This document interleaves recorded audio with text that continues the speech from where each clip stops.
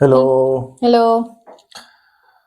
So, welcome back to our channel, Load Mat Lo, and we have started a podcast series. This is the second episode. We started with the topic recap of the 2024 as it is a year end now, and we are almost in 2025.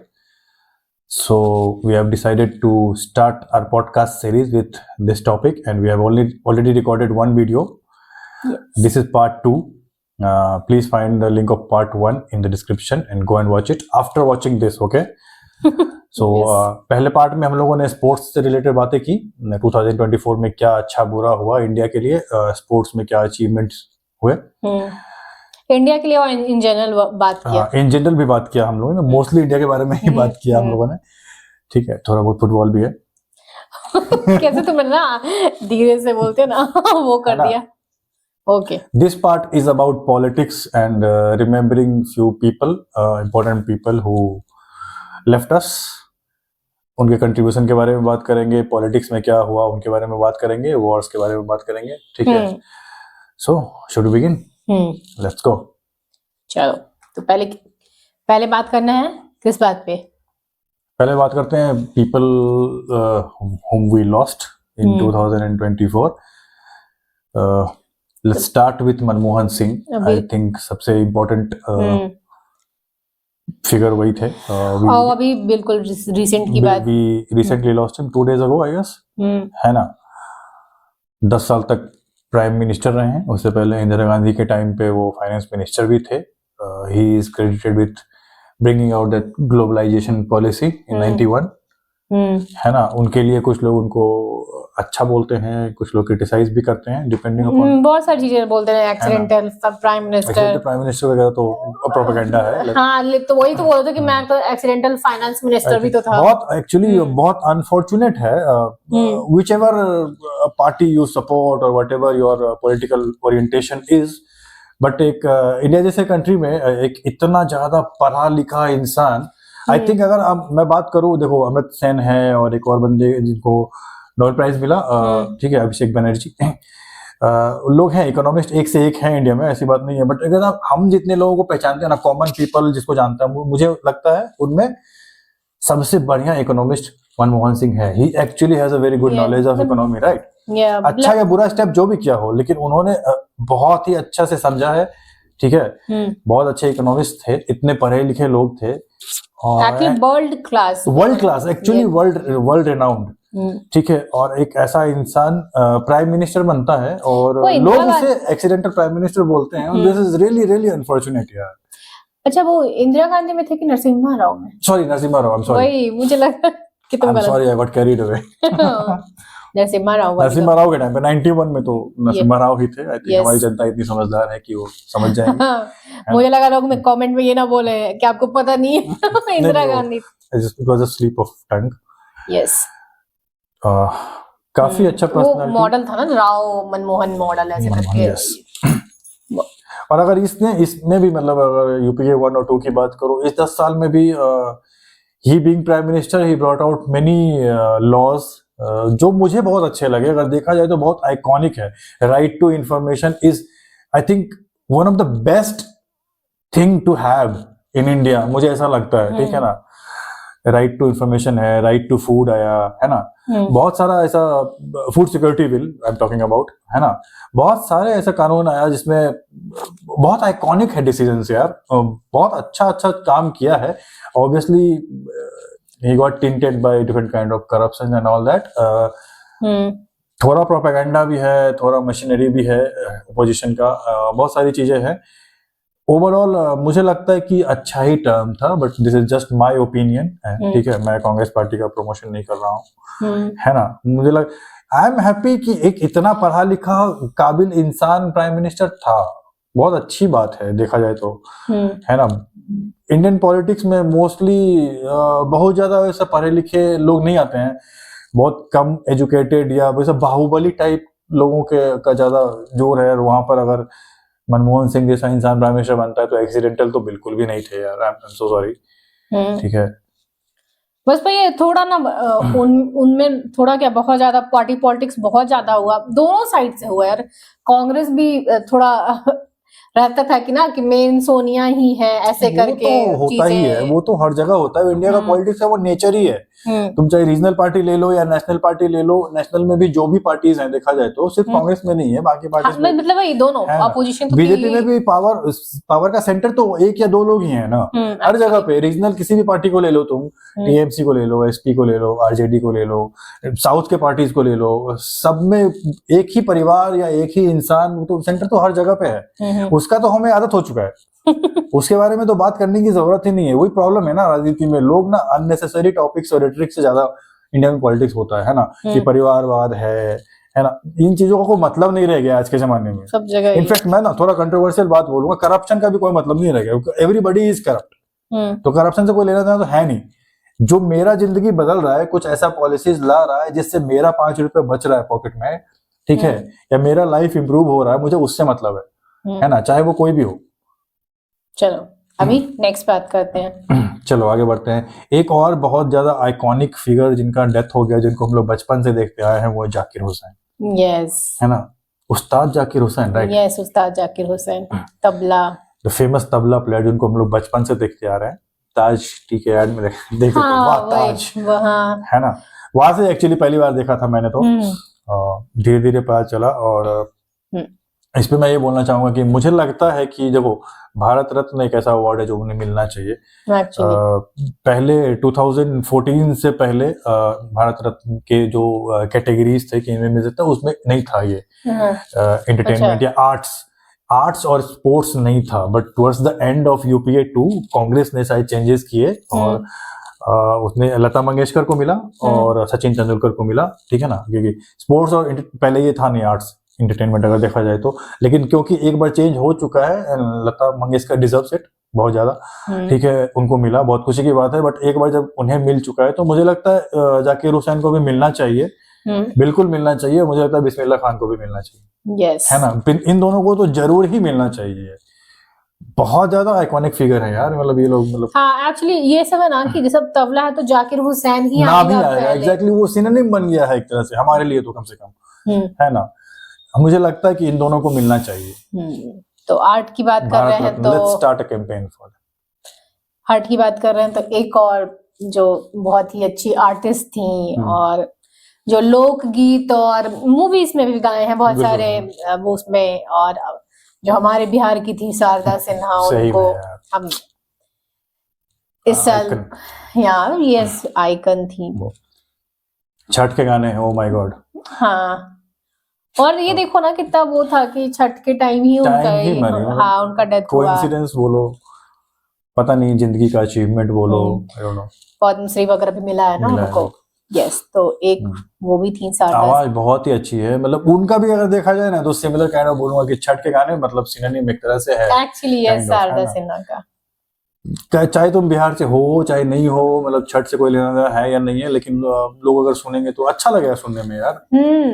और मतलब जो छठ के जो गीत होते हैं उनके ना, क्या ही उसके सामने बॉलीवुड म्यूजिक, और वो ऐसा लगता है सुनते रहो, एक ना एक ऑरा बन जाता है। मुझे तो कभी कभी शब्द सुनाई नहीं दे रहे हैं, या कभी कभी कुछ ऐसा होता है कि समझ में नहीं आ रहा है क्या बोलना चाह रही है मीनिंग, बट वो ना एक आवाज में ऐसा दम होता है, नहीं आवाज सुन के ना एकदम मन खुश हो जाता है बिल्कुल एकदम से। और हम तो बिहारी हैं तो काफी अटैचमेंट तो हो ही जाता है छठ के गाने सुन के। छठ के गाने में बहुत सारे वो होते हैं ना, हम लोग यहाँ गीत वगैरह का भी बहुत उनका चलता था, हर जगह तो शारदा सिन्हा का गीत और ये सारी चीजें, और थी भी बहुत, हिंदी की प्रोफेसर वगैरह भी थी वो सारी। यस, तो शारदा सिन्हा। फिर एक और बहुत ही प्रोमिनेंट फिगर या इंडस्ट्रियलिस्ट और बहुत ही रिस्पेक्टेड पर्सन को हमने खोया, वो थे रतन टाटा। यस, मेरे को लगता है इंडिया का या फिर ऐसे भी पूरे वर्ल्ड में लोग जो थोड़ा इंटरेस्ट लेते हैं इन सब में, इंडस्ट्री या फिर पॉलिटिक्स या जो भी चीजें, ऐसा कौन होगा जो रतन टाटा को नहीं जानता होगा। हाँ सही बात है ना, बिजनेस भी है ना पूरा, मतलब इंटरनेशनल बिजनेस से ज्यादा ना, मतलब उनकी बाकी चीजों के बारे में लोग नहीं बात करते हैं। Down to earth, very decent gentleman, nice guy, ठीक है, everybody respects him, maybe because of ना क्वालिटी ऑफ प्रोडक्ट, इंडिया में ना ये खासियत है कि अगर आप अच्छा प्रोडक्ट्स दे रहे हो ना तो मतलब पीपल उसकी वजह से भी इज्जत है, और ऑब्वियसली फैमिली लाइन भी है कि everybody has been since Jamshedji Tata, देखा जाए तो उस समय से ही काफी इज्जत है उनका, फ्रीडम स्ट्रगल में कंट्रीब्यूशन है, एंड देन जमशेदपुर शहर बनाने में जो कंट्रीब्यूशन है, ठीक है, तो एयरलाइंस लाने, बहुत सारी चीजें में बहुत योगदान है फैमिली का। He himself is very nice guy, बहुत सारा ट्रस्ट चलाते हैं, है ना, टिस है ना, काफी रेपुटेड इंस्टीट्यूशन है, Tata institute of social science, है ना, one of the most reputed organization institution in India है। और बहुत सिंपल लाइफ था, बहुत सिंपल, ड्रेसिंग वगैरह अगर देखोगे तो बिल्कुल नॉर्मल लगते हैं, कहीं भी मतलब घमंड नहीं, कुछ भी नहीं, काफी ज्यादा इज्जत है। बट मैं ये भी बोलूंगा, आई एम सॉरी कि कभी कभी शायद कुछ ज्यादा ही इज्जत भी मिल जाता है, थोड़ा अननेसेसरी पॉपुलैरिटी भी है। he has contributed a lot and thank you for that, but after all he is an industrialist, yes, ठीक है ना, तो he is there to earn money and to be rich. Obviously देखो ना, एक ना नॉर्मल जो मैंने बोला कि एक डिसेंट सा बंदा, जेंटल सा बंदा, normal simple living high thinking वाले बंदे को देख के ना किसी को भी अच्छा फील होगा, ठीक है ना, एंड रेस्पेक्ट फॉर दैट, बहुत अच्छी बात है। सब कुछ कंट्रीब्यूशन भी है, सोशल कंट्रीब्यूशन भी बहुत सारे हैं, बट ठीक है, आप उस लेवल पे पहुंच रहे हैं तो आपकी जिम्मेदारी है वो करना, है ना। और मुझे नहीं लगता कोई बहुत ज्यादा ऐसा एकदम आउट ऑफ द बॉक्स जाके बहुत बड़ा कुछ काम किया है, तो रेस्पेक्ट ऑब्वियसली, बट ठीक है एक हद तक। ओके, आफ्टर ऑल इंडस्ट्रियलिस्ट, हाँ इंडस्ट्रियलिस्ट है तो अपना बिजनेस तो करेंगे ना, लेकिन जो वो होता ना वे ऑफ लाइफ, वो बहुत सारी चीजें थी बाकियों से अलग तो बिल्कुल हैं ही, obviously, जो रेस्पेक्ट उन्होंने कमाया वो किसी भी और इंडस्ट्रियलिस्ट ने नहीं कमाया, देखा जाए तो। नेक्स्ट, अभी आर्ट की बात चल रही थी तो एक वो बहुत फेमस भरतनाट्यम और कुचिपुड़ी डांसर थी इंडिया की, मतलब वो, उनका नाम था यामिनी कृष्णमूर्ति, तो उनको हमने खोया ये 2024 में। ये बहुत ही रेपुटेड थी डांसर, मतलब अगर भरतनाट्यम और कुचिपुड़ी में जो होता है ना मेन कौन है उसमें जाना जाता है तो इनको जाना जाता था, तो यस ये भी थी। फिर अब बात करते हैं पॉलिटिक्स में, बहुत सब और भी एक तो बात कर चुके मनमोहन सिंह का, और थे एक जिनको हमने खोया वो थे नटवर सिंह। नटवर सिंह यूपीए 1 यूपीए 2 में भी कैबिनेट मिनिस्टर थे, और इंदिरा गांधी के टाइम पे भी फॉरेन मिनिस्टर थे, है ना। और बहुत सारे ये बुक लिखी थी ना, उसमें बहुत सारी कंट्रोवर्सी वगैरह हुआ है, कांग्रेस के बड़े लीडर थे। ठीक है, तो एक ये हो गया, और एक और पॉलिटिक्स थे Sitaram Yechury, the communist leader, CPIM के बहुत बड़े लीडर थे, iconic leader from Andhra Pradesh, काफी वेरी गुड स्पीकर, पार्लियामेंट में बहुत बार उनको बेस्ट पार्लियामेंटेरियन का अवार्ड मिला है, very good iconic communist leader in India. Yes.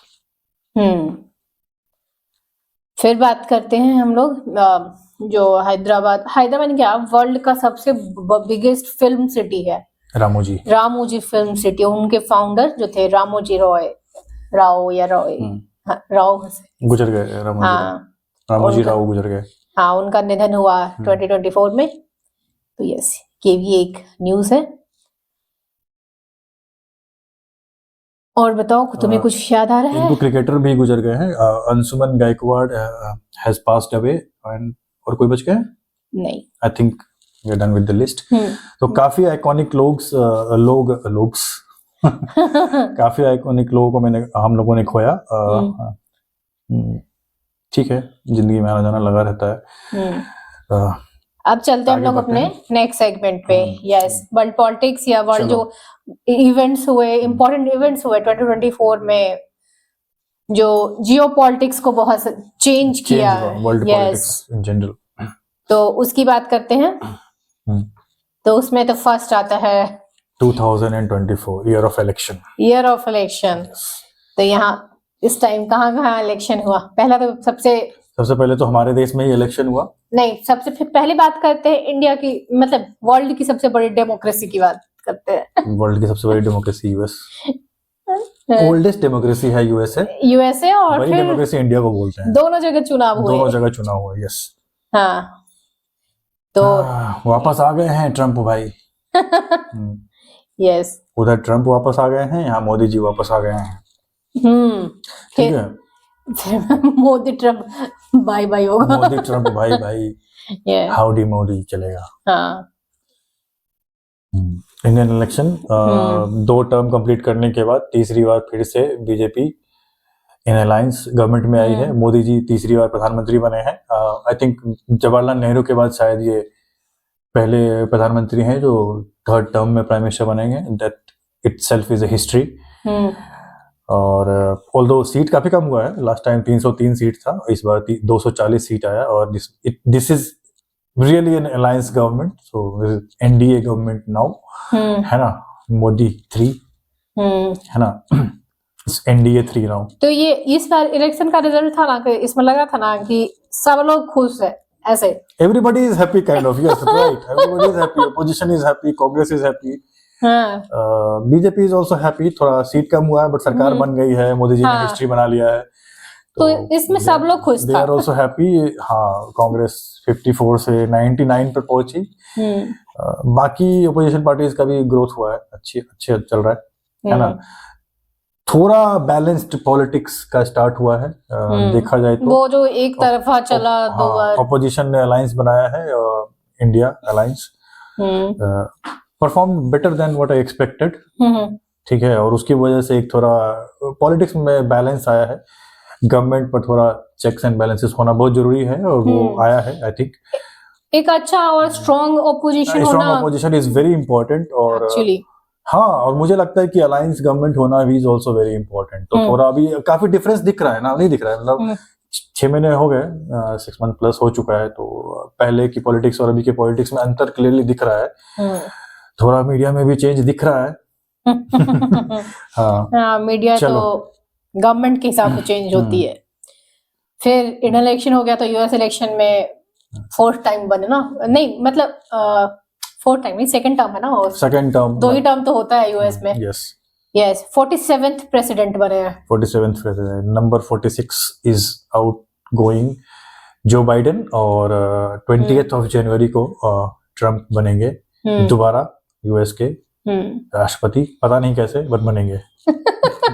अच्छा, जो बाइडेन बहुत ज्यादा वैसा कुछ खास दिखा नहीं, बहुत ज्यादा नजर आया नहीं, है ना। But because of Kamala Harris में भी नॉमिनेशन वापस भी तो ले लिया था ना उन्होंने। कमला हैरिस की वजह से थोड़ा सभी इंडियंस चाहते थे कि जीते ये लोग, है ना।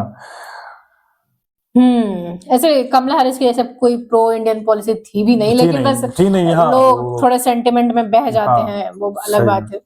नहीं, it's I don't know, Trump का इमेज थोड़ा अजीब सा ही है ना, तो उसकी वजह से भी लास्ट टाइम भी देखा जाए तो जो बाइडेन से वैसा कुछ खास किसी को लगाव था नहीं। इट्स एंटी ट्रम्प सेंटिमेंट, और कुछ नहीं है। मैं बहुत ब्लंटली बोल रहा हूँ, एंटी ट्रम्प। इस बार भी वही था, एंटी ट्रम्प। जो कुछ लोग जो चाह रहे थे कि वो ना जीते, तो वही है। थोड़ा है ना, हेट्रेड फील्ड स्पीच देना, और अजीब सा ही है यार, मतलब क्या ही बोलूं, रहने देते हैं, है ना।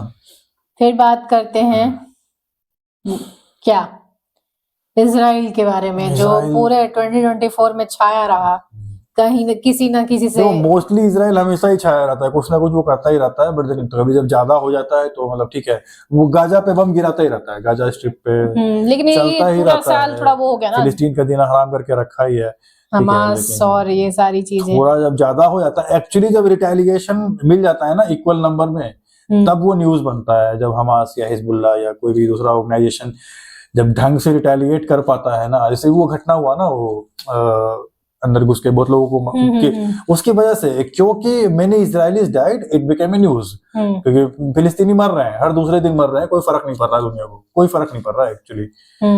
ठीक है, चलो, तो ये पूरे साल चलता रहा। वो रशिया यूक्रेन तो चल ही रहा है, रशिया यूक्रेन चल ही रहा है, नेवर एंडिंग वॉर चल ही रहा है। सही में ऐसा लगता है 1 महीना ज्यादा नहीं चलेगा, 10 दिन से नहीं चलेगा। That is kind of positive, देखा जाए तो नेगेटिव भी है लेकिन पॉजिटिव भी है कि यूक्रेन कर रहा है सस्टेन इतने दिन तक, तो बहुत अच्छी बात है यार, मतलब होना चाहिए। थोड़ा व्हाटएवर उसके आगे पीछे का राजनीति अलग है, डिटेल में चर्चा हो सकती है, बट अभी तक चल रहा है तो बहुत बड़ी बात है। ठीक है, तो एलोन मस्क लिखा है तुमने, एलोन मस्क आई थिंक 2024 में ही ना ट्विटर को खरीदा। Twitter became X. Maybe I मुझे लगता थिंक, है पहले ही है, नहीं आप कमेंट में बताना, मुझे लगता है कि 24 में ही खरीदा है। ये दिन एलन मस्क कुछ ना कुछ लाते रहता कुछ है ना ना कुछ, एक्स पे, तो ये तो हमेशा ही रहता हाँ, है अभी चर्चा अभी में। अभी मैं सुनने में आया मेरे को कि एक फोन ला रहा है जिसमें चार्जिंग की जरूरत ही नहीं है, या अपने आप चार्ज हो जाएगा, समथिंग लाइक दैट। ओके कुछ ना कुछ आते रहता है वो। हाँ, मेरे को डिफरेंट काइंड ऑफ इंडस्ट्रियलिस्ट। वो एकदम ही अलग है। होना चाहिए इस तरह के लोगों को ना, एक्चुअली बढ़ावा देना चाहिए, तभी दुनिया बदलेगा। ठीक है, फिर बात करते हैं बांग्लादेश के बारे में। बांग्लादेश में तो काफी अनफॉर्चुनेट क्राइसिस हुआ, शेख हसीना को भागना पड़ा रातों रात, इंडिया में रिफ्यूज लेना पड़ा।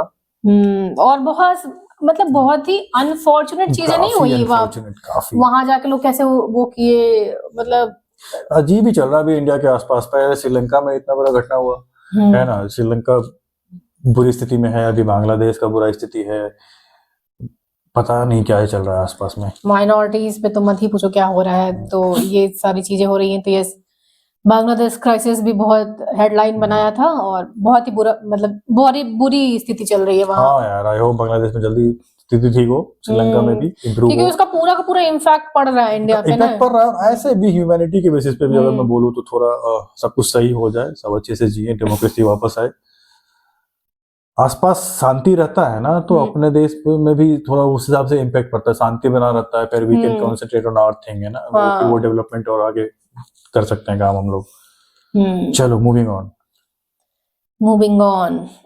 ये फिर सीरिया जो चल रहा था, वो सिविल वॉर सीरिया में, और बहुत सारा आईसिस वगैरह का, फिर वहां के वो जो बशर अल असद थे वो छोड़ना पड़ा ना, उनको देश छोड़ के भागना पड़ा, दमिश्कस को छोड़ के भागना पड़ा। बताओ 2000 से वो वहां के थे, 24 साल से थे वहां पे। यस, तो बशर अल बहुत सारे लोगों को भी छोड़ के भागना पड़ रहा है। शेख हसीना बहुत ही इंपॉर्टेंट लीडर, बहुत ही स्ट्रांग लीडर, उनको छोड़ के भागना पड़ा, इनको छोड़ के भागना पड़ा। दुनिया बहुत खराब स्थिति में है यार। तो सीरिया में तो अब आईसिस का कब्जा पूरा ही हो गया टाइप की। चलो, फिर अपने पड़ोसी की बात करें तो पाकिस्तान कैसे भूल सकते हैं। इमरान खान को 14 साल के लिए जेल मिला करप्शन चार्जेस के लिए, और इमरान खान को पकड़ने को लेकर भी बहुत सारी चीजें हुई, बहुत सारा प्रोटेस्ट और ये सब, मतलब उनके सपोर्टर वगैरह, मतलब किस तरह से पकड़ा गया था वो भी वो हेडलाइन बनाया हुआ था बहुत सारा टाइम। तो यस, ये सारी चीजें चल रही थी। फिर बात करते हैं साउथ कोरिया में भी रिसेंटली कुछ डेवलपमेंट चल रहा है। यस, साउथ कोरिया में जो थे यून सुक योल करके थे प्रेसिडेंट थे, उनको इम्पीच किया गया। इम्पीच क्यों किया गया? क्योंकि उन्होंने ना, मतलब कुछ ना वैसे बिल्स आए थे, उसमें कब लाया था, उसका बहुत प्रोटेस्ट हो रहा था। तो प्रोटेस्ट हो रहा था, उस प्रोटेस्ट को दबाने के लिए उन्होंने मार्शल लॉ लगा दिया। Wanted to bulldoze the bill, नहीं आ पाया तो मार्शल लॉ लगा के इम्प्लीमेंट करना चाहते थे, और उनको इम्पीच किया गया है, मतलब बाद में ये मार्शल लॉ गलत तरीके से लगाने के लिए फिर उस चीज में उसको हटा दिया गया। एशिया में काफी कंट्रीज में प्रॉब्लम चल रहा है अभी यार। फिर एक बात कर रहे हैं इब्राहिम रईसी की, जो थे ना ईरान के फॉर्मर, वो थे राइट, फॉर्मर प्रेसिडेंट थे, हेलीकॉप्टर क्रैश में डेथ हो गया, राइट। तो बहुत लोग बोल रहे हैं कि CIA का हाथ है उसमें, बट पॉसिबिलिटी है, बट मुझे लगता है नॉर्मल ही था, क्योंकि अगर हुआ होता तो कुछ ना कुछ हो जाता। लेकिन टेंशन तो हो गया था यार घटना सुनने के बाद, कि क्या पता this is the start of world war man, है ना। Yes here comes the world war वाला स्थिति था। अगला अच्छा, वो ईरान का जो मेन वो जो लीडर थे, वो इसी साल डेथ मारा, सुप्रीम लीडर है ना, हाँ। चलो, तो लकीली कुछ ऐसा नहीं है, आई होप अभी तक तो निकल के नहीं आया हो। हाँ, क्योंकि टेंशन चल ही रहा ना, काफी टेंशन है उन दोनों के बीच में। चलो, और कुछ बच गया? हाँ, इन सब से हट के थोड़ा बात करते हैं। जो इवेंट चल रहे थे, उसमें एक इवेंट या पर्सनालिटी में बात करें तो एक क्रिस्टियानो रोनाल्डो की बात करते हैं। Come on. बताओ, रोनाल्डो ने YouTube चैनल बनाया, उसमें 30 मिनट में ही 1 मिलियन सब्सक्राइबर पहुंच गया, और विदिन मतलब कुछ घंटों में 30 मिलियन सब्सक्राइबर हो गए। बताओ, ये भी रिकॉर्ड है। मेसी को उस तरह का पॉपुलैरिटी की जरूरत ही नहीं है। सुनो, तो he is already God। Okay, तो लोग ना, हम ही रोनाल्डो की बात कर रहे हैं। नहीं सुनूंगा। ओके, तो बोलता है लोग कि अभी जैसे YouTube का पॉलिसी है कि हम जिसका मोनेटाइज होता है या मिलियन पहुंचता है जो भी है, तो उनको अप्लाई करना पड़ता है, फिर जाके बटन आता है तुरंत। राइट। या आधा घंटा में 1 मिलियन हुआ, लोग बटन जो होता है प्ले बटन पहुंच गया, तो तुरंत पहुंचा दिया उसको, तुरंत पहुंच गलत गया है यार, उसी दिन। तो वही बोलते ये कौन कैसा हो रहा है भाई, ये तो बहुत गलत बात है यार, ऐसा थोड़ी होता है। हाँ, तो रोनाल्डो है तो क्या हुआ। हाँ, तो उसी दिन प्ले बटन भी पहुंच गया। दोनों कुछ घंटों में 30 मिलियन, हम 30 व्यू के लिए तरस रहे। चलो, ये सारी चीजें थी। तो और कुछ है फेमस इवेंट्स और सारी चीजें बात कर रहे हैं, तो एक बात इंडिया में मतलब last, don't get me started on this. ये इवेंट ऐसा था कि खत्म होने का नाम ही नहीं ले रहा था, बट हम इसको शॉर्ट में निपटा देते हैं। हाँ, ये था अनंत अंबानी और राधिका मर्चेंट की वेडिंग। यस, पता नहीं कहाँ प्री वेडिंग हो रहा है, तो प्री वेडिंग हुआ, फिर वेडिंग हुआ, फिर पता नहीं क्या हो रहा है, पोस्ट वेडिंग हुआ। फॉलो कर भी नहीं रहा था मैं बहुत ज्यादा, कभी ये कुछ बोल रही थी या कभी कोई फ्रेंड आके कुछ बोला था, मेरा एक ही सवाल होता था, अभी तक हुआ नहीं, कब है शादी, अब ये क्या था, वो क्या था, अभी क्या हुआ है। ऐसा हालत करके रखा था यार, मतलब कौन नहीं आया दुनिया से यार, सही में इतने सारे गेस्ट आए, इतना सारा सब कुछ हुआ, कितना 2000 करोड़ कितना स्पेंड किया, बाप रे बाप, 2000 करोड़ कुछ कंट्रीज का बजट नहीं होता यार 2000 करोड़ का। तो कौन नहीं आया, फेमस सिंगर से लेके इंडस्ट्री से लेके फीफा प्रेसिडेंट से लेके सब लोग आया, एवरी जो इम्पोर्टेंट है सब गया, मतलब थोड़ा भी है ना, सबको बुलाया गया। यस, खतरनाक ही था भाई। पूरा एकदम त्योहार था कि खत्म ही नहीं हो रहा सही में। बताओ ना, शादी हो गया, फिर पोस्ट वेडिंग इंग्लैंड में करने चले गए लोग। मेरे को लगता है ये लोग थकते भी हैं क्या, हम लोग 4 दिन की शादी में थक जाते। सीरियसली ब्रो, सिर्फ पार्टिसिपेट करने में भी इंसान थक जाएगा यार। इतने लोगों से हैंडशेक करने में ही थक जाएगा इंसान। जस्टिन बीबर से लेके रेमा और पता नहीं कौन कौन सा सिंगर नहीं है, कार्दाशियन आ रही है लाल लाल साड़ी पहन के, ये भी कर रहे थे अनंत राधिका वेडिंग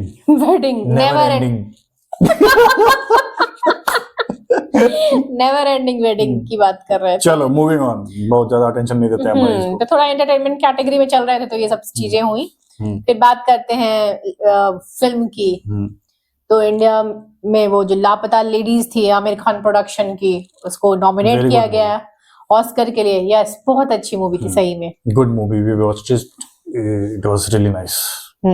छोटा स्टार, छोटा मतलब नए कैरेक्टर्स होते हैं ना, वो रियल एक्टर होते हैं, नेचुरल एक्टर, उनकी मूवीज देखने में मजा आता है। Very good movie, I think probably the only movie of the year जो एक्चुअली अच्छा है। सही बोल रहे हो। बाकी ऐसा कोई खास मूवी तो आया नहीं यस, कि जिसके बारे में बात कर सके। हाँ, तो यस, लापता लेडीज को नॉमिनेट किया गया ऑस्कर के लिए। फिर थोड़े कंट्रोवर्सीज हुए, उसके बारे में बात करते हैं। तो एक कंट्रोवर्सी तो ये हुई, पुष्पा 2 रिलीज हुआ और क्या घटना हुई। हाँ, वो ट्रेलर लॉन्च था या क्या था, उसमें सांध्या थिएटर या उसमें जो एक पर्सन की डेथ हो गई थी, तो अल्लू अर्जुन को उसके लिए अरेस्ट किया गया और तुरंत बेल भी मिल गया। यस, तो ये सब सारी चीजों को लेके बहुत बवाल मचा था एक्चुअली, ये सब चीज को लेके। हाँ, एक नया कंट्रोवर्सी शुरू हुआ कि बड़े लोग हैं तो मतलब आसानी से बेल मिल जाता है। ठीक है, और दूसरी कंट्रोवर्सी थी, बहुत ही बात हुई उस पे, वो थी कि कंगना रनौत को सीआईएसएफ विमेन ने स्लैप किया था ना, कि ये एंटी फार्मर्स मतलब फार्मर्स बिल पे बहुत कुछ बोल रही थी उसको लेके, कि मैं खुद किसान हूँ एंड ऑल सारी चीजों को लेके। तो यस, इसका भी बहुत बड़ा मुद्दा उठा था, तो ये सारी कंट्रोवर्सीज थी। तो ये था हमारा 2024। We do not support violence, but okay, fill in the blank है। Let's finish.